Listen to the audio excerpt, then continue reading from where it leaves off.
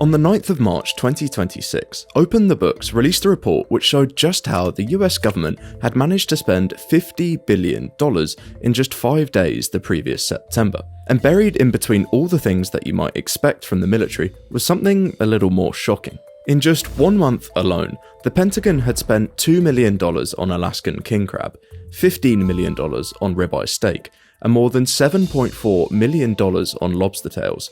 Not just once, but on 4 separate occasions. Just a few months before this story broke, Donald Trump took to Truth Social with a single announcement. He wanted to increase the US defense budget to $1.5 trillion. For context, the US is already the largest military spender in the world, but this would now mean it spends more on its defense than every other country on Earth combined. But how do they even spend their existing $900 billion budget? Yet alone another $600 billion on top of that. In just the first week of the Iran conflict alone, enough money was spent to cover the cost of nearly 1 million Americans' healthcare for a year. But even all of that is still a drop in the ocean, less than 1% of the total figure. So, where does that money actually go? The more we looked into it, the more we realised this isn't just a budget. It's a black hole at the very centre of America's economy. And when you start reading through the documents, you realise this black hole is only growing. Here's how the US spends so much on its military, and why it's only getting bigger.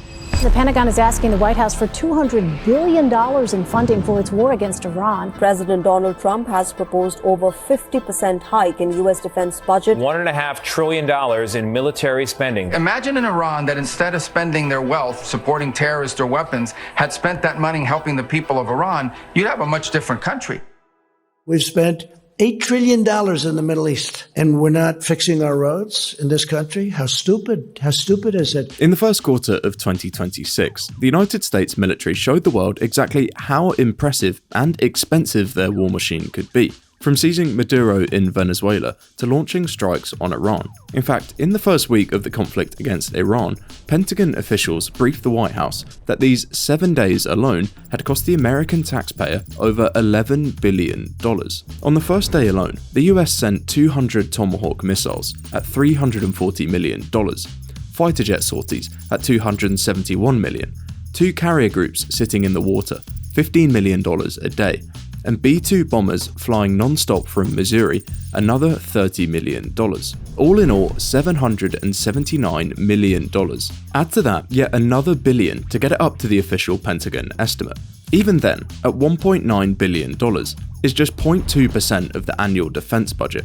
1 day of full-scale war. So, where is the other 99.8% going? Well, the answer lies somewhere in here. If you go onto the now aptly named US Department of War website, click through a few pages, you land on this document, a 144-page brief which outlines just exactly where nearly $1 trillion is being spent. So, let's dive in. We're going to look at exactly how this money is being spent, and also how more money than ever is going to companies like Palantir, OpenAI, and the new nuclear arms race, as well as quite a few other trends. But as well as all of these flashy projects, the US military also spends quite a lot on other things. One of the most obvious expenses is of course its nearly endless supply of military bases across the globe. This is a map of the world, and every red dot is somewhere where the US military has some sort of presence.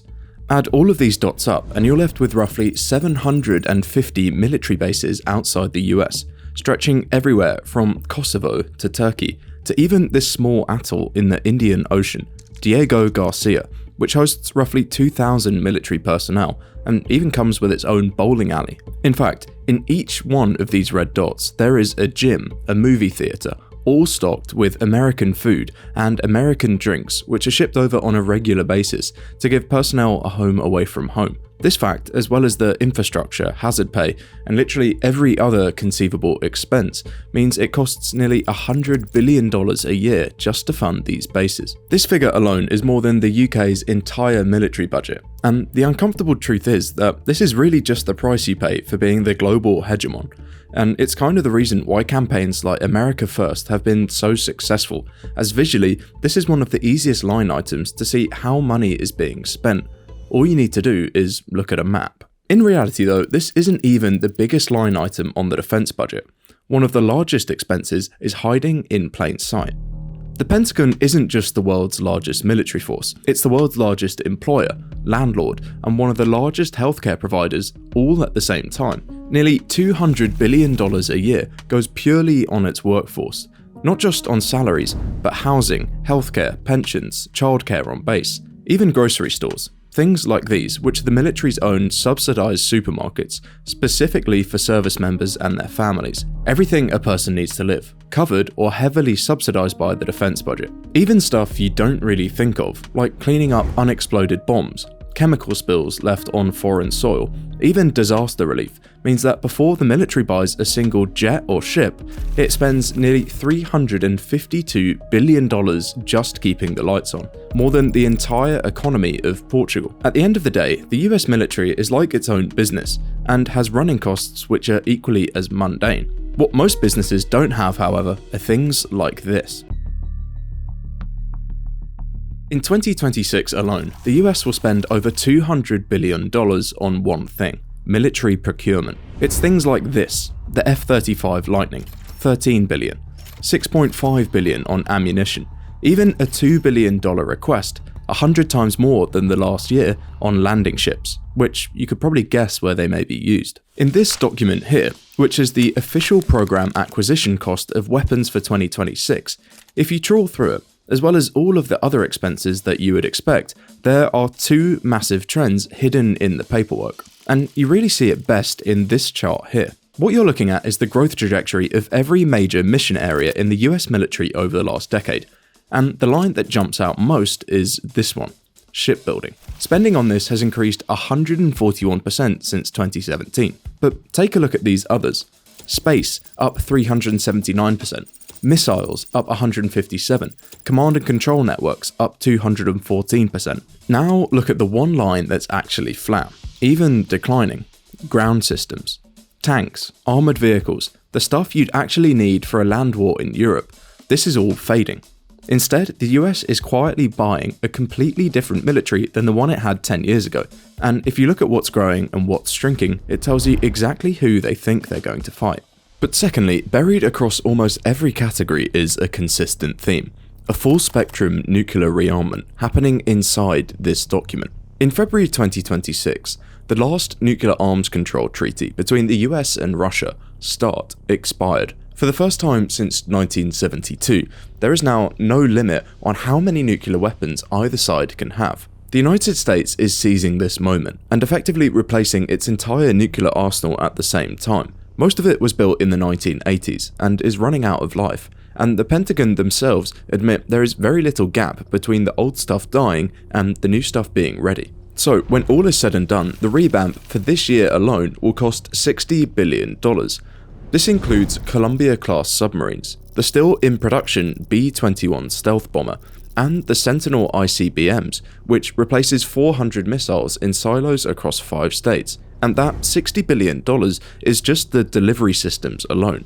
It doesn't include what the Department of Energy actually spends on building the warheads. So the real cost of America's nuclear insurance policy is quite a bit higher than that. All of this does, however, raise the important question: why does all of this stuff cost so much? In the recent attacks in the Middle East, the Iranian forces have managed to cause mass chaos and panic across the region with a swarm of drones which cost as little as $500 each, whereas the US has spent nearly $50 billion in a single month. In fact, in 1991, this Stinger missile here cost $25,000, and in 2026, it now costs $500,000, 20 times more. A very big reason for this, and I guess why the US spends so much more than any other country, is a procurement process that's so slow, so expensive, and so captured by a handful of companies that it might be the single biggest reason the US military costs what it does. Out of roughly $850 billion in the discretionary defense spending in 2026, around $450 to $500 billion will end up with private contractors, and roughly a third will go to these 5 companies here: Lockheed Martin, RTX, Boeing, General Dynamics, and Northrop Grumman. It wasn't always like this. In fact, there used to be around 51 major defense contractors in the US, but through decades of mergers and acquisitions, that number is now 5, which means if the Pentagon needs an F-35, there's one company on Earth that makes it: called Lockheed Martin. Now, normally when we imagine a monopoly, it is a large company selling to consumers in a market that no one else can really access. Think of things like electricity or water providers. Because there is only one seller, the consumers of the product are effectively forced to pay whatever price the company asks for. And it's exactly the same dynamic that the government finds itself in when negotiating with these military contractors. Because only a couple of companies are able to produce weapons the US wants, they can basically charge whatever they want. This has led to the emergence of what is called cost-cutting contracts, the premise of which is kind of insane and also not cost-cutting.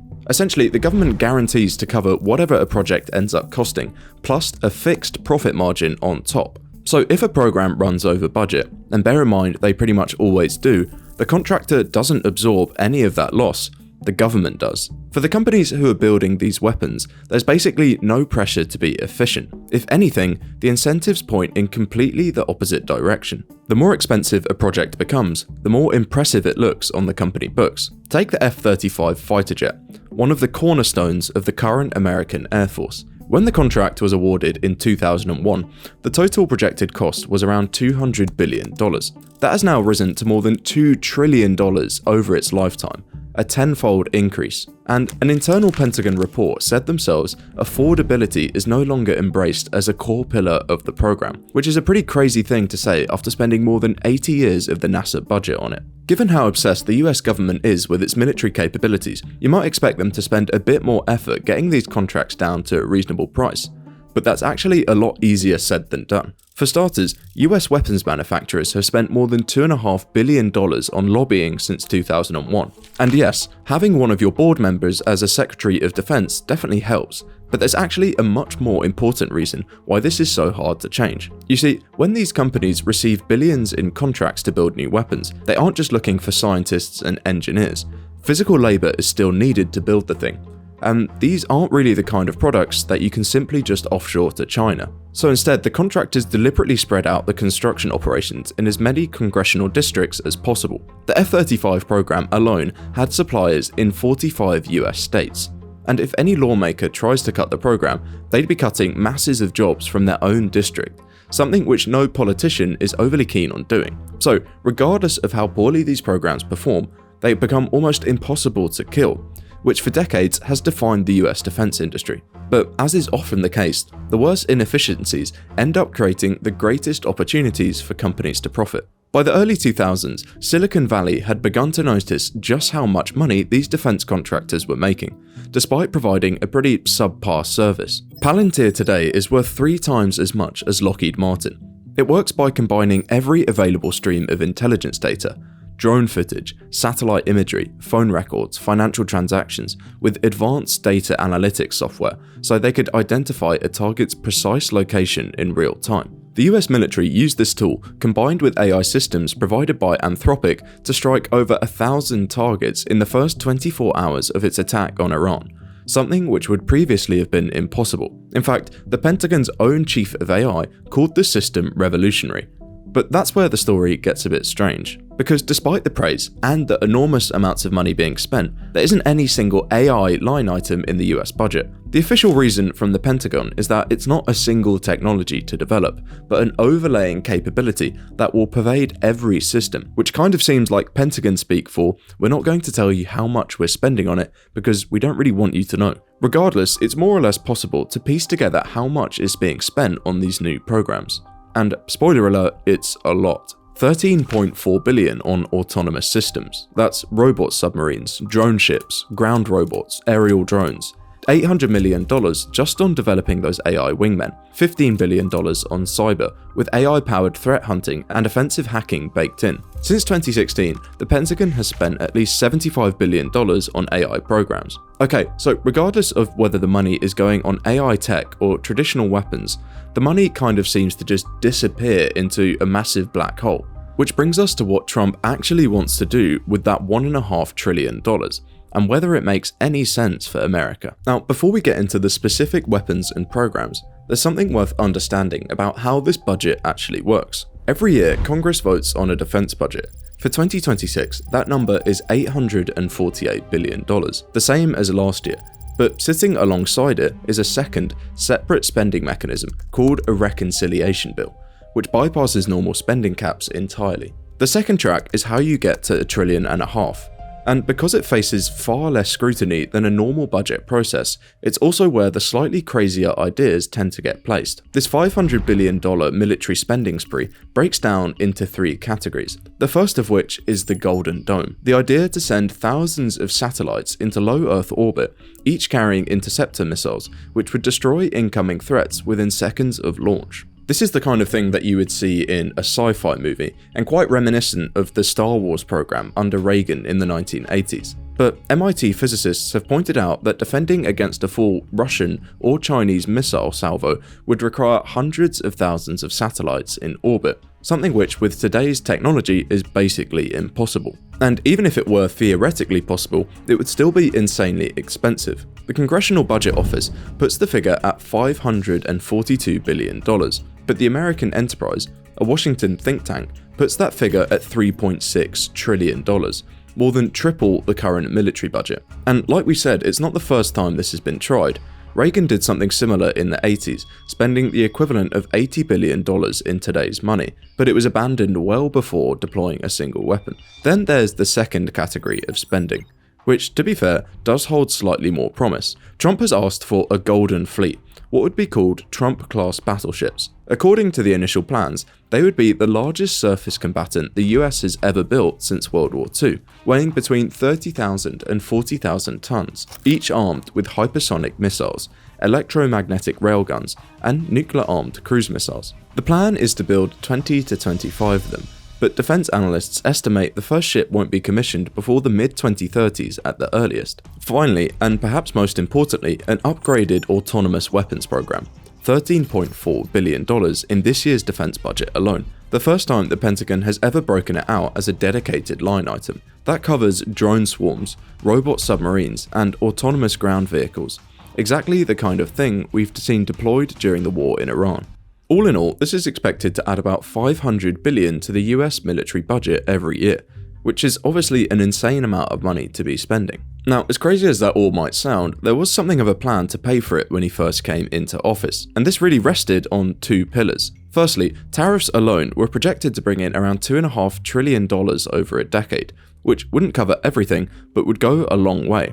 And add to that Doge, Elon Musk's famed government efficiency drive, which promised to cut $2 trillion in federal waste, and the numbers could just about be made to work. But this plan on both fronts has fallen apart almost immediately. The targeted savings from Doge shrank from $2 trillion to $1 trillion to $150 billion over the course of a few months. And independent analysts from the American Enterprise Institute put the real verified figure closer to $10 billion.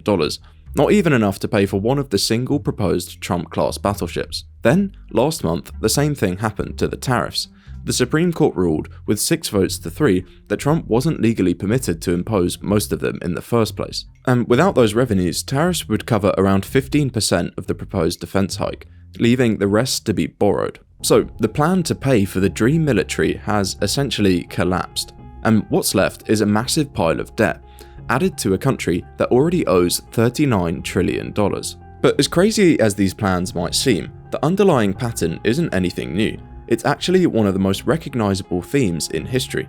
Rome, the British Empire, the Soviet Union, each of them, as their economic foundations began to weaken relative to rising competitors, leaned harder onto the one thing they still had: military power. America is now spending more and more on its military, whilst its share of global GDP continues to decline, which is generally not a good sign. A few decades earlier, the USSR found itself in a similar situation. Back in the 1960s, it was spending just 10% of its GDP on the military, which is still a lot, but within 2 decades, that number had doubled, the equivalent of the US increasing its defense budget by 6 times. Strangely enough, the reason for this had nothing to do with the Soviet economy. In 1962, Khrushchev placed nuclear missiles in Cuba, and when he was eventually forced to back down, it was humiliation. Brezhnev came to power 2 years later with almost religious commitment to military parity with the United States, whatever the cost. But by massively increasing the size of the military, they had cut back on consumption and investment spending,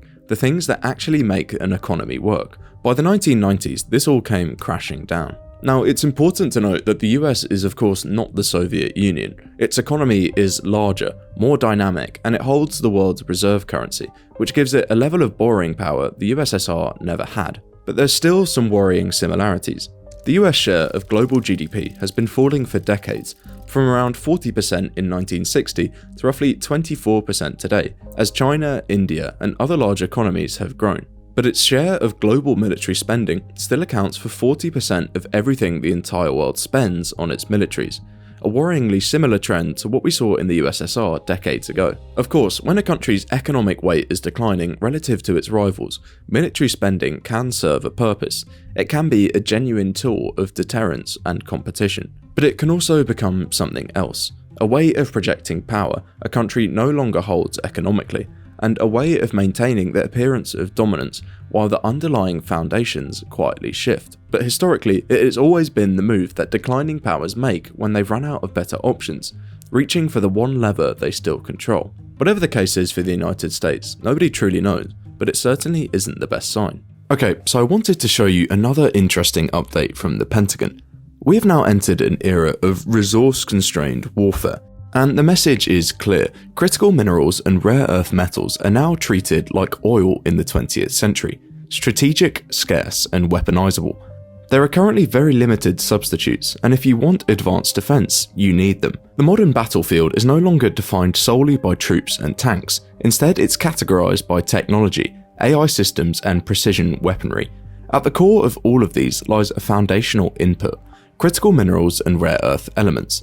The defining conflict of this decade may start with export restrictions, and the countries that win might not be those with the strongest armies, but those with the strongest control over the materials that make those armies possible.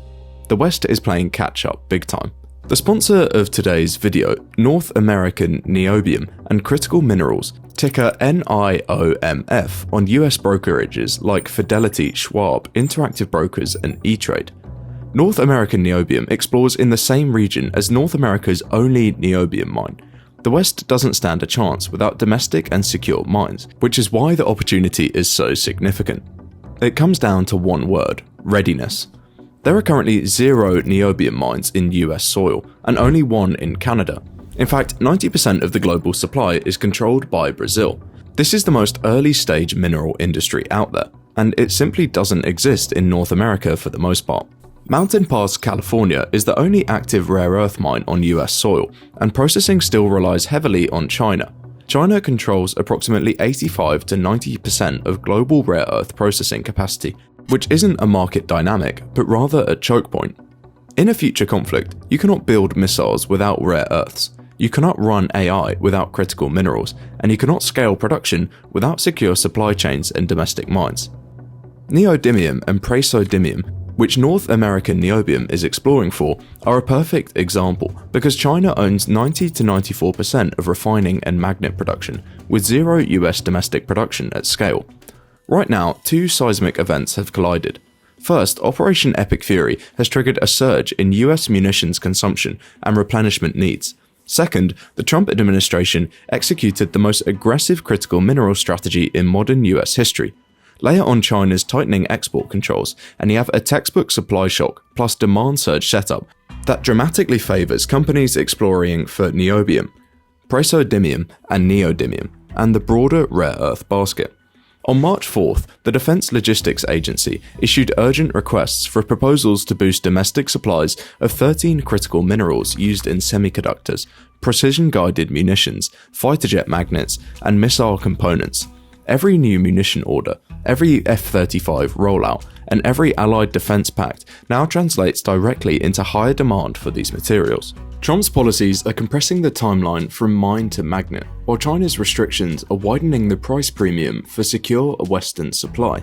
Conduct your due diligence on North American Niobium, ticker NIOMF.